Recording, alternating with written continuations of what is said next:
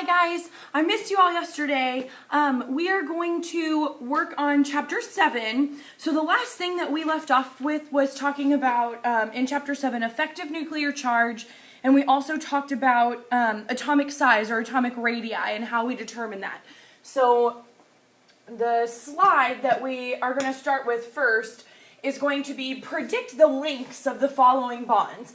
And you're going to predict those lengths by using the table that they gave you, or this graphic that they gave you here.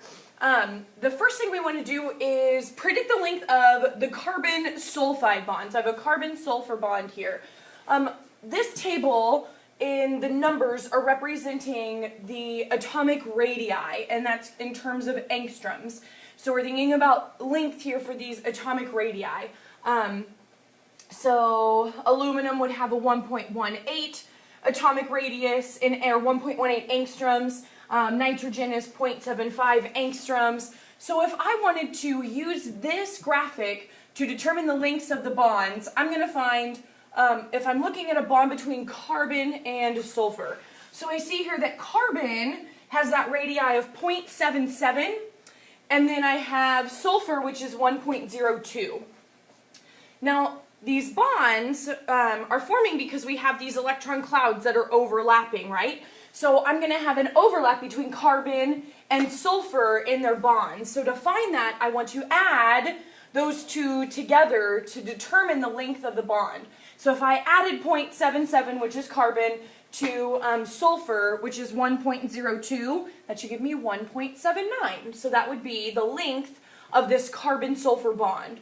I want to do the same thing for carbon-hydrogen bond. So we just said carbon was 0.77, and our hydrogen is 0.37.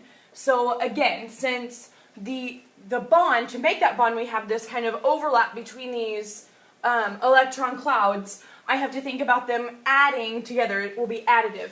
So 0.37 plus 0.77 would give me 1.14, and that would be in angstroms because this says radius is in angstroms.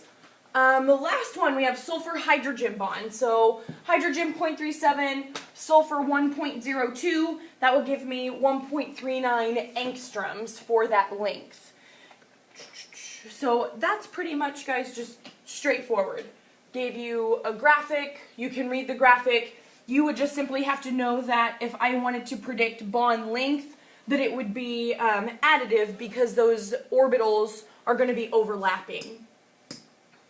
Okay, so we talked about atomic radii in terms of what happens down a group or what happens as we move from left to right across the periodic table. We talked about that in the last video that you watched yesterday in class.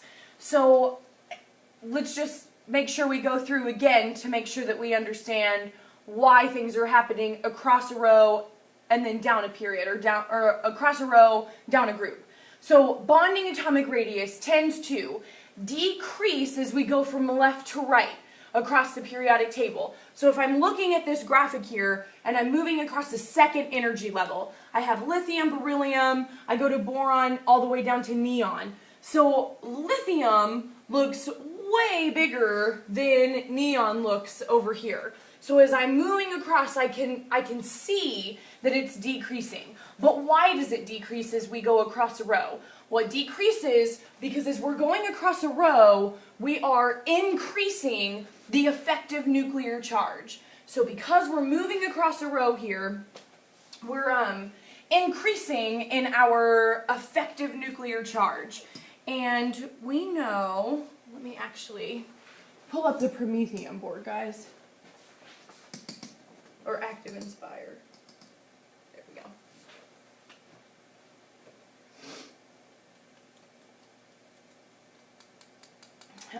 We know that for a row, or for a period, if we think about, let's think about Bohr's model. And let's say, for example, that I want to think about boron. So here's my nucleus here in the middle. Boron is on the second energy level, so that's why if I'm thinking of Bohr's model, remember his are the rings, we know that we would have two rings. One represents the first energy level, the second ring represents the second energy level. So I'd have two electrons on that first ring, hydrogen, helium, because on the first row I only have two elements, so that represents an electron each. So hydrogen, helium. Let's say we're at boron. I would then have 3 on that outermost ring. So here's 1, 2, 3. Now, if we're thinking about if we're thinking about energy level or shielding, energy level and shielding don't affect a trend on a period, don't affect a trend on the row, because these electrons are on the same energy level. So if this is boron, and we go to the next one, which would be carbon, I have 2 on the first ring, 4 because carbon has 4 valence electrons. I didn't add an energy level here. Instead, I just have an electron that's added on to that already prior energy level. So energy level has nothing to do with the reason why atomic radii decreases as we go across a period. Shielding also doesn't have an effect, because remember we said shielding would be where the inner or core electrons can block the view of the nucleus. So for this electron here, is its view blocked from the nucleus by this electron? No. Is this electron blocking the view of this electron for the nucleus? No. Because they're on that same energy level. They can't block one another if they're on that same energy level. But this electron is blocking the view here of this electron because it's closer to the nucleus. It's one of the core electrons. So shielding has no effect on a row or on a period. Energy level has no effect. So the only other effect that could happen, or the only other effect that can take place on a row or a period, would be effective nuclear charge. So what's happening is, as we are increasing the number of protons in the nucleus, because we're also increasing the number of electrons too, but boron would have 5 protons, right? So we have 1, 2, 3, 4, 5. Those are all low positive charges. And it's going to pull in those electrons a little tighter because it has a lot of protons in the nucleus compared to like beryllium or lithium in terms of its also amount of space. Carbon would be that next one over from boron. So carbon, we know, has 6 protons. So there's 6 protons in there. And still, it's same energy level, so still kind of same amount of space that they're working with in terms of orbitals. But now I have an extra proton here in the nucleus, and because I have that extra proton, it gives more rise to nuclear charge, meaning that this nucleus can pull those electrons in a little bit tighter than boron can because of that extra proton here in that nucleus. If we went to nitrogen, we have an extra proton there, so that means it's going to pull those electrons in even tighter. When we go to fluorine, we know that, or oxygen, oxygen will pull it in even more tightly. Fluorine will pull it in even tighter until we get to the noble gas neon, and we know that those noble gases don't want to get rid of their electrons at all because they have that full octet. So they're going to hug those electrons as tightly as they can. So because of that, that's what's happening with this effective nuclear charge. So that's why atomic radii, or atomic size, decreases as we go from left to right across a row. As we move from top of the column down to the bottom of the column, as we're moving down a family, it increases. And that's because we are increasing that energy level. So if I keep adding more and more energy levels, then of course my atomic size is going to get bigger. And then also add to this for me, it's increasing because of energy level, but it's also increasing because of shielding. So if I have those outermost electrons, their view is blocked because of those core electrons.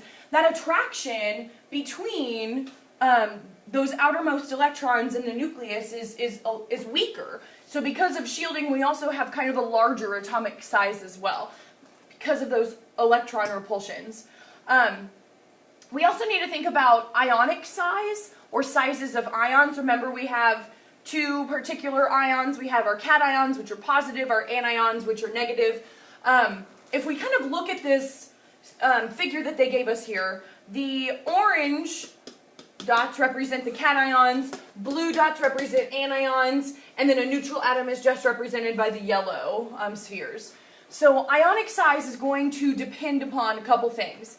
Ionic size is going to depend upon nuclear charge.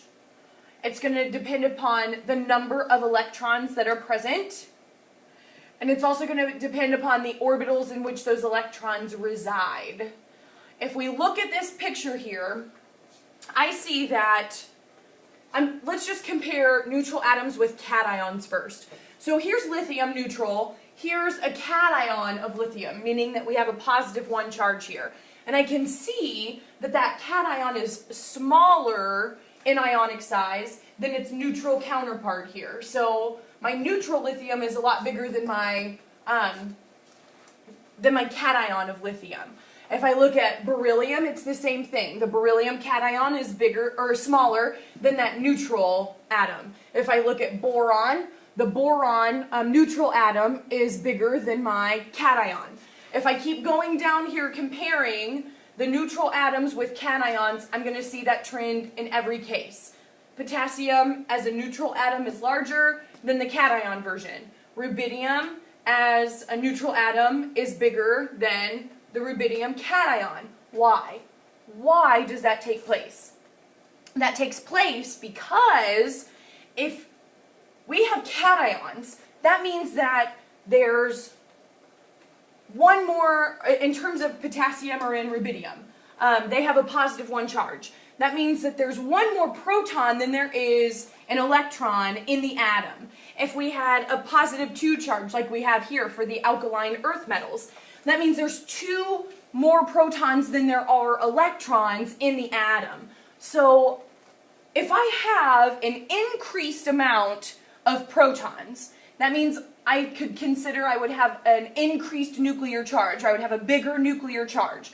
If I have a more positive charge, that nucleus then can pull those electrons in tighter than a neutral atom could.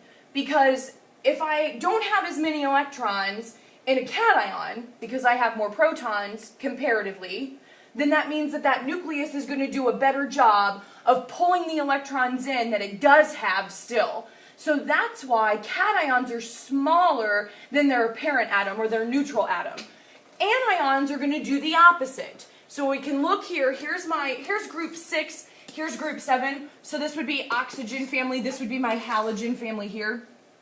In terms of anions then, if I look, here's my neutral atom. Neutral atoms are the yellow ones. So neutral for oxygens here, O2 minus is much bigger. Fluorine neutral atom here, fluorine anion is bigger. Chlorine anion's bigger, bromine anion's bigger. So we can see in every case the anions are larger. But why?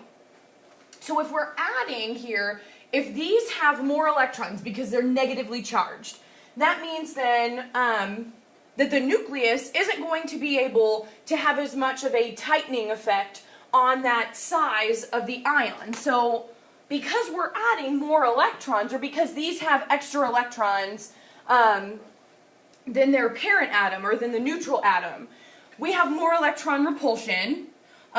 We have less of that nuclear charge. So because of that, the nucleus isn't going to hold on to those electrons as tightly because of electron repulsion and because a decreased nuclear charge. So the atom or size of the ion is bigger. So cations are always smaller than their parent atom, anions are always larger. We know that ions will increase in size as we go down a column, and that's simply because we're increasing the size of energy level. So as I'm adding more energy levels, of course the ionic size is going to increase. So if I'm just looking now at ions, because we're just thinking about ionic size, I want to look at these orange dots here as my cation. So I can see that they're getting larger as we're moving down a group because we're just adding energy levels. So they should get larger as we move down a group. And then the same thing can be applied for the anions here. Those blue spheres are getting larger as we move down a group. Ionic size will decrease, though, with an increasing nuclear charge. So ionic size is decreasing with an increasing nuclear charge. In an isoelectronic series, ions have the same number of electrons. So what do I mean by isoelectronic? Iso means same. And if we have isoelectronic, that simply means that I have same number of electrons. So an isoelectronic series is a group of elements that have the same number of electrons. So for example, we could have 2 minus, F1 minus, and E, and we'll just do some cations now. So let's do sodium, let's do magnesium, and aluminum. This would be a series of isoelectronic atoms. Why? Let's go through and check how many electrons each of these things have. Well, oxygen with a -2 charge. If I think about it in terms of electron configuration, before, if I would have thought of oxygen as being neutral, I would have written it as 1s2, 2s2, 2p4.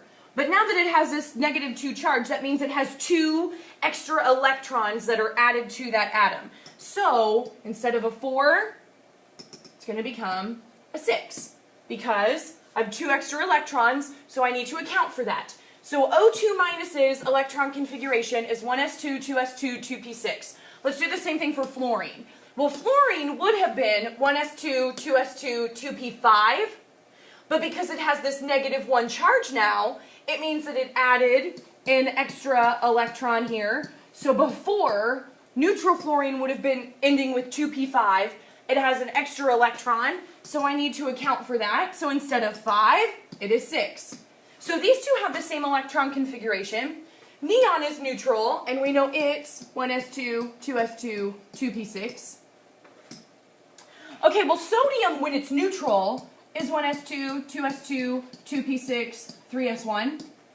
But it has a +1 charge, meaning that it gave up an electron. It removed an electron, so because it has a +1 charge, I need to remove an electron from my electron configuration here, so that takes away that 3s1. And I'd be left with then 1s2, 2s2, 2p6. Exact same electron configuration as these. Magnesium has a +2 charge, meaning that it removed 2 electrons, so I would get the same electron configuration here. Aluminum is exactly the same. So this is an isoelectronic series. But if we're thinking about ionic size, would they all look the same in terms of their ionic size? Or would one of them be smaller and one of them be a lot larger? What do you think? Well, we know that since aluminum has that +3 charge, we said that cations are smaller than their parent atom, right? Because we have more protons to pull those electrons into the nucleus. We would have an increased nuclear charge here. Oxygen with a -2 charge, because remember, all of these have the same number of electrons. So since all of them have the same number of electrons, that energy level, the shielding, all of that stuff isn't in effect. The only thing that's really in effect here would be considering their nuclear charge. So since oxygen has a -2, that means it has 2 extra electrons than it does protons, so it's not going to have as tight of, the nucleus isn't going to have as tight of a pull on its electrons because it has extra electrons that the nucleus has to try to pull in. So aluminum should be your smallest one, and then would go magnesium, and then sodium, neon, fluorine, and then oxygen should be your biggest one, your largest one. So anions we know are larger because they have a decreased nuclear charge. Cations are going to be smaller because of their increased nuclear charge.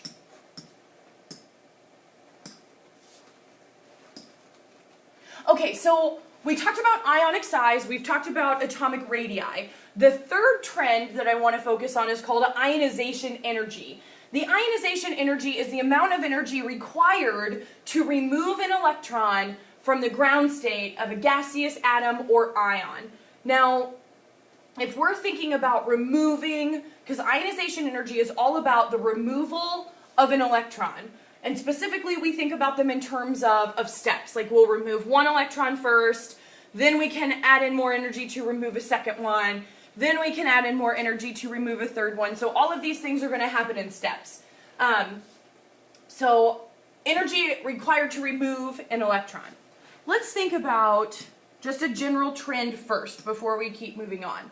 So let's say we have, let's compare sodium versus, let's compare sodium versus chlorine. So if I wanted to draw my Bohr's model for sodium, I know here's my nucleus, 1 ring, 2 rings, 3 rings. So 1, 2, 3, 4, 5, 6, 7, 8, and 1. So here's sodium. Let's do the same thing for chlorine.